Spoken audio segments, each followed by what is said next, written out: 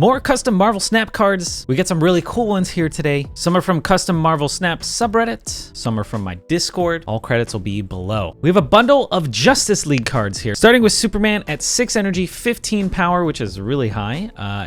You can only play this at locations you're currently losing. I feel like this card is really good. It is Superman, so it's kind of thematic that he's very strong, right? He has to be one of the best cards.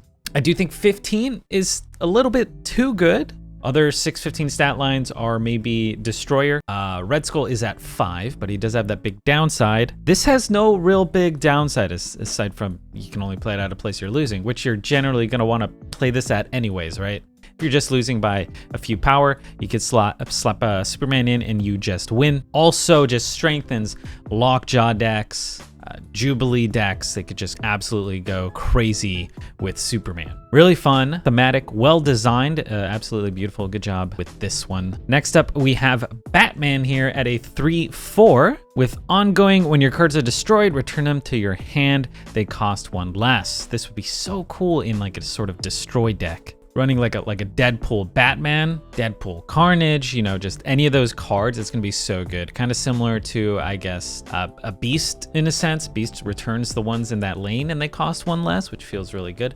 But Batman, you know, when they're destroyed, they come back, they cost 1 less. So this might do really well in some sort of zoo archetype, playing a lot of 1-drops like Rocket Raccoon, so they get the on reveal effect, or maybe playing Iceman, so he just pops off, and Korg, so he put a rock.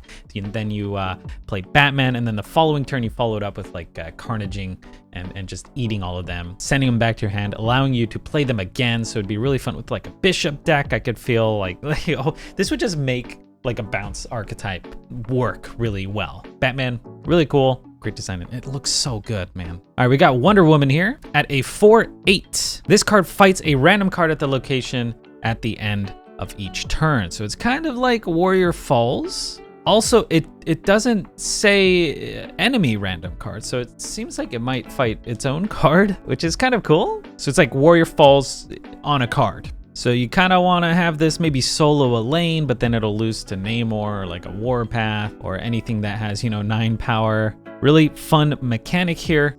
Warrior Falls is a very interesting location that really limits how you can play. So this would definitely be interesting. At 4/8, it's not 4/9 like a lot of the premium sort of 4-drops, but it also does dodge Shang, which is maybe good. I've been enjoying 8 power cards more and more because they're not shangable. I just don't have that fear that I'm gonna get shanged. We got Flash here, a 1/2 with ongoing. Your cards are always revealed first. I believe there's a card coming out like this actually. Oh wait, it's Ghost and it's always revealed last. I thought Ghost was always revealed first, so this makes sense actually. He's Flash, he's fast, your cards are revealed first. Sometimes good, but I feel like generally you don't want your cards revealed first, unless it's like an Arrow. If you pull them into like a Fisk Tower before they pop off, that's really useful. There are some situations where revealing first is good, but yeah, generally I feel like revealing last is better, so you can't get shanged, or you can shang, sorry. Revealing first definitely leaves your pants down to a shang, you know? We got the Green Lantern over here. 5/0 on reveal, add 2 energy constructs to your hand. Random energy constructs. Now, they were asked, what are these constructs?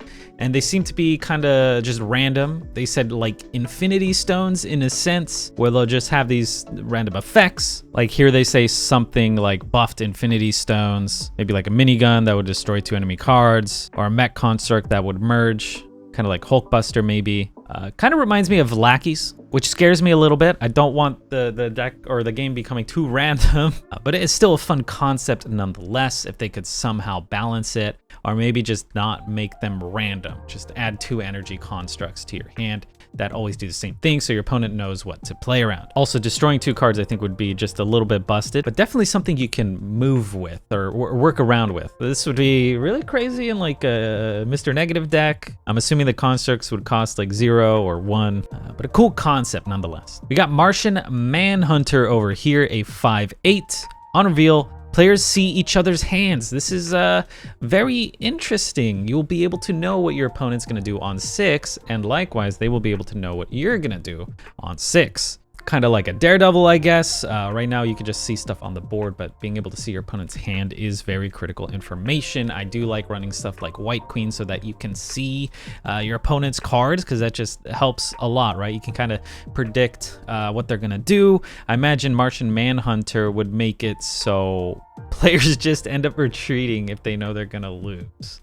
Because if you play this on 5, and then you're both seeing what you're gonna do, you're like, okay, well, they're gonna leader me and there's no way I beat this leader, or okay, they're gonna play destroyer and there's no way I beat this destroyer.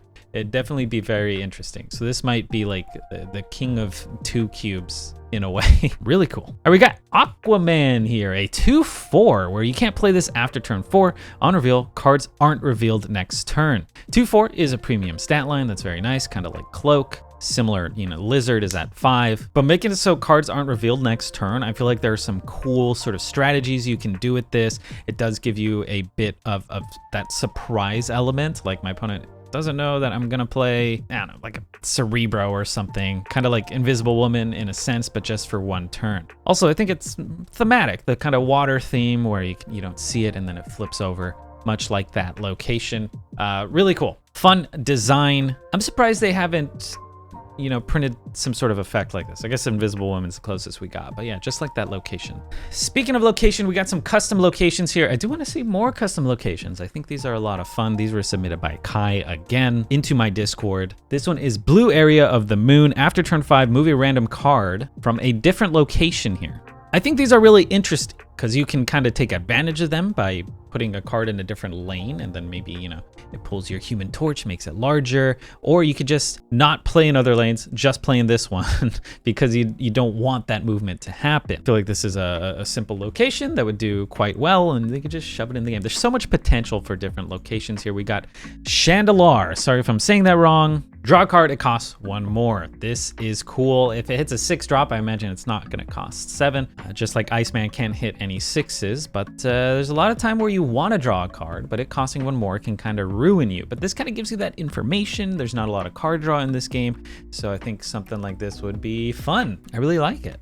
We got Hell's Kitchen, which draws a 1 drop, and sometimes I just don't have a 1 drop, and it feels bad. So this would just consistently draw. And maybe it makes Ronin a little bit better. I'm always down for a better Ronin deck. We got Mount Wundagore here. The first card you play here transforms into a random card. Really cool. Also, can probably be quite frustrating when a card you play there transforms into something that's absolute dog water and your opponent's transforms into Superman or some just massive card like a destroyer, assuming it doesn't actually like destroy your stuff, right? So really cool, would be fun. I would like to see this every now and then, but maybe if it was just like a more rare location, kind of like Ego, because I can imagine this, just being absolutely tilting at times. All right, so we have a cool submission here from Cabbage Cage to my Discord. This looks really nice. Good design here.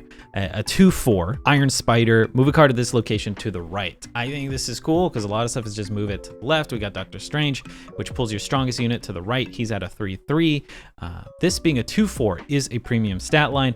Kind of like Cloak, people play the Cloak, but that can also benefit your opponent or like do some mind games. I think this is a little too good, and maybe being a 2/3 or a 3/4 would be fine. I'd rather it be a 2/3 than a 3/4, because like doing a Human Torch into an Iron Spider would just be super good. I get so excited about movement decks. It's really fun, and they're not good in pool 3. I hope they become relevant. I assume they'll become relevant again at some point. They just need to print like 1 or 2 great cards, and then movement's gonna be fun.